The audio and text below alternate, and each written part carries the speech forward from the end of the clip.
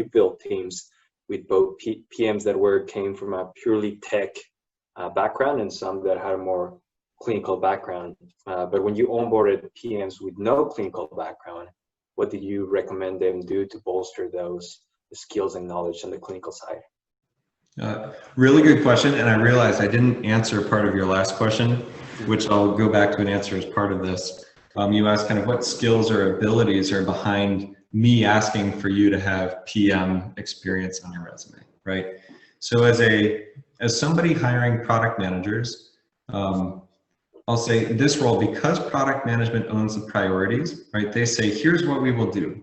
Here's what our team will work on. They wind up directing the work of the engineering team. And if they direct it incorrectly, you will send your engineers in the wrong direction. And at many tech companies, including health tech companies, your engineers are one of your largest expenses. So if you make a mistake in hiring product management, you're making a very expensive mistake. So I'd say there's a fearful hiring mentality to say, I want to hire people where I know that they will be successful. And so that's why we're asking for that experience, is I want to see that you've done it before.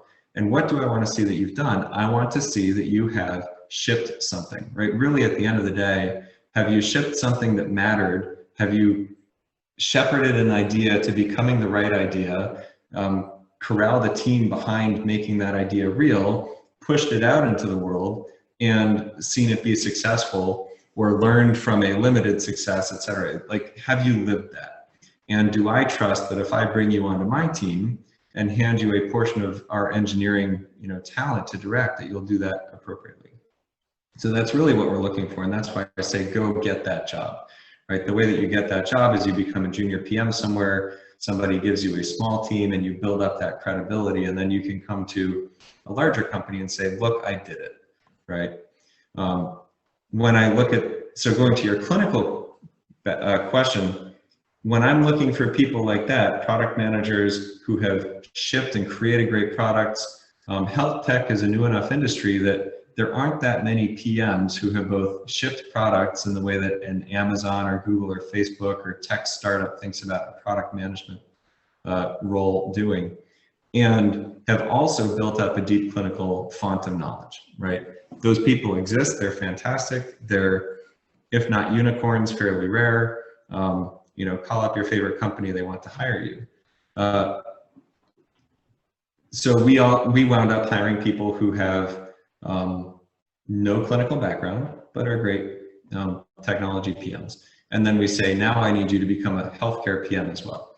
So the advice that I gave people in this situation is, one, always talk to users, talk to stakeholders, talk to clinicians, get out there and do the thing. Often a PM at a Google will show up to Google and be told, welcome to Google, you're now product manager for Google Analytics. And they may not know anything about the analytics industry. So we say, go learn, right? Learn about the other competitors, learn about your users, learn about the usage, the metrics, et cetera. So this is similar to a new PM role. If you switched companies in the tech industry, now your job is to learn about healthcare. So go read the basics. What's making this country tick from a healthcare perspective? Drink from the fire hose. But often you're then working on a specific project, right? You are a PM now, and you're responsible for a specific health condition.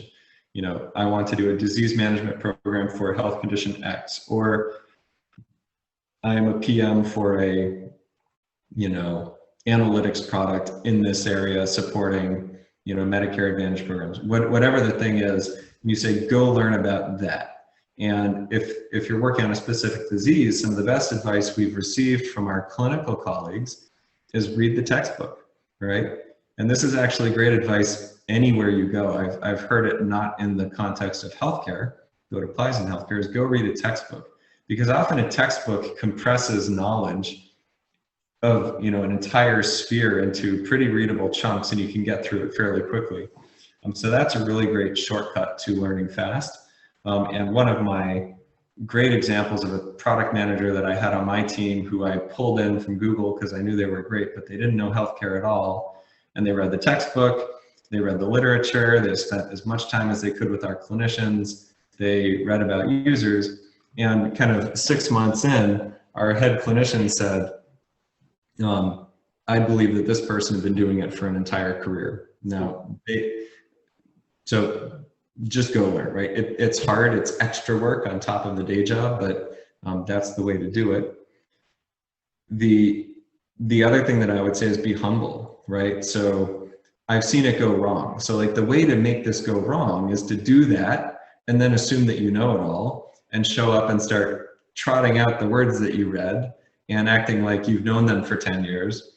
And that can really rub people in healthcare wrong, particularly clinicians who are, used to, maybe thinking if you're saying the medical terms incorrectly, you might not care about patient safety. You might not care about accuracy of the information you're working on. So I'd say learn as much as you can and be humble as you trot out your newfound knowledge and let people know that you're still learning.